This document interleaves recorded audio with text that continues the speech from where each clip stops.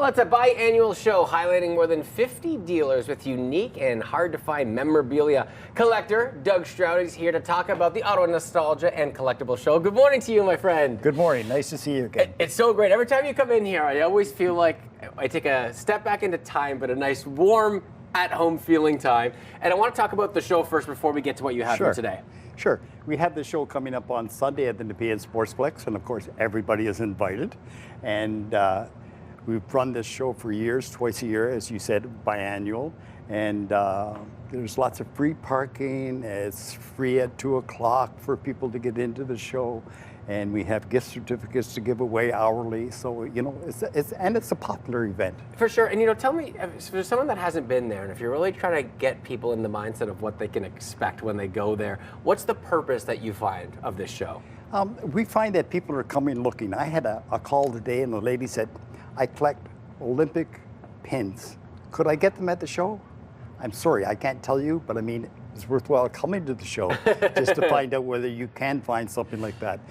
These dealers have been collecting over the winter, and now they're anxious to sell what they've found.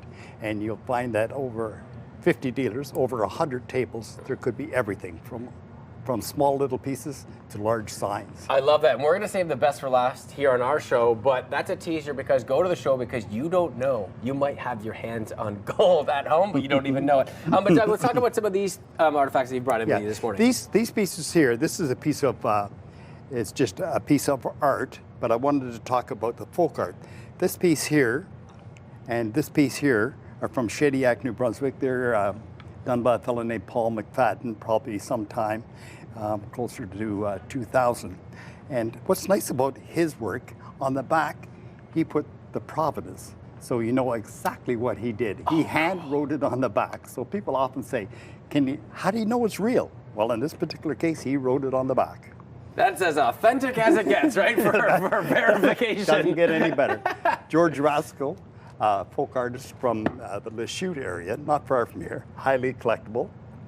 And he probably did this in the 1970s and 1980s, and he was very popular. He was collected by the Canadian government at the Museum Civilization, we call it, but I think it's changed its name. It may be the History Museum now, Canadian History Museum.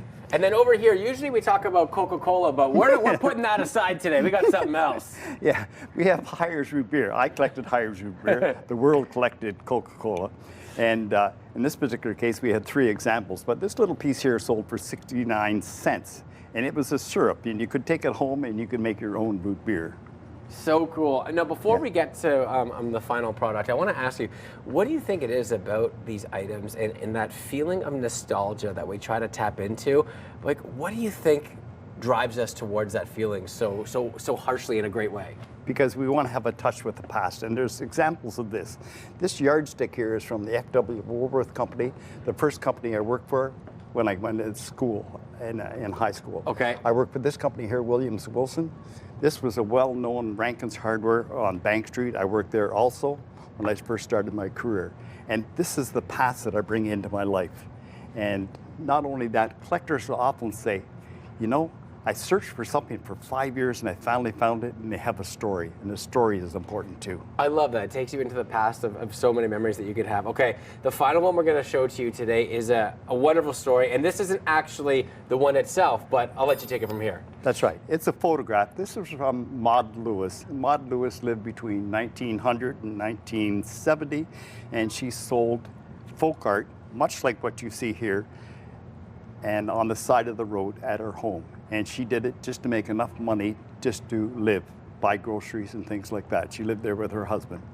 And of course, in 1970, she had passed away, but there was a lot of this folk art that had been made and sold to local people as they drove by on the road.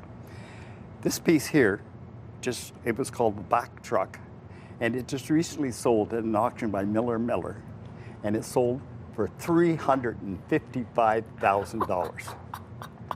I wish this was it. I know, that's what I was saying. I was like, wait, how much did it sell for? Let me have a quick look at that, Doug. Yeah, that's right. Really quickly.